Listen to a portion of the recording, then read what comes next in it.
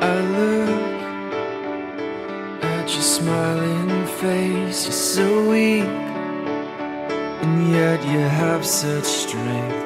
You take a glance around this place, and you make the best of everything.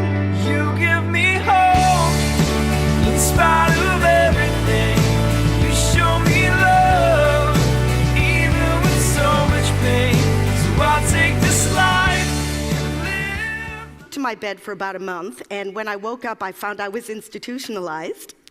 And when I saw the other inmates, I realized that I had found my people, my tribe, because they became my only friends. They became my friends, because very few people that I knew, well, I wasn't sent a lot of cards or flowers. I mean, if I had had a broken leg or I was with a child, I would have been inundated, but all I got was a couple phone calls telling me to perk up.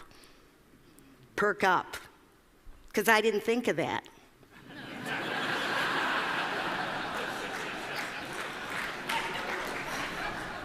Because, you know, the one thing that you get with this disease, this one comes with the package, is you get a real sense of shame. Because your friends go, oh, come on, show me the lumps, show me the x-rays, and of course you got nothing to show. So you're like really disgusted with yourself because you're thinking, I'm not being carpet bombed, I don't live in a township. So you start to hear these abusive voices, but you don't hear one abusive voice. You hear about 100,000 abusive voices. Like if the devil had Tourette's, that's what it would sound like. But we all know in here, you know, there is no devil, there are no voices in your head.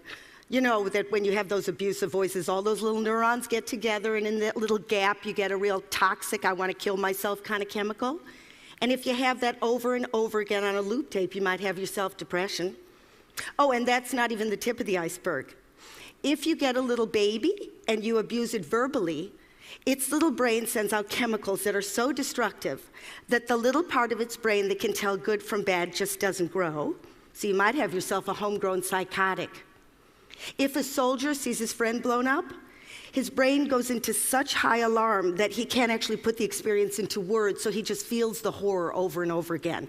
So here's my question. My question is, how come when people have mental damage, it's always an act of imagination? How come every other organ in your body can get sick and you get sympathy except the brain?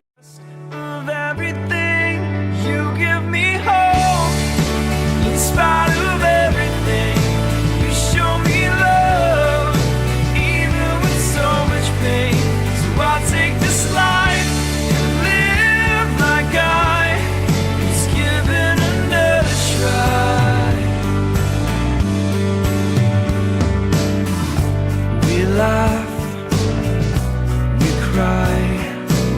Sometimes we're broken and we don't know why.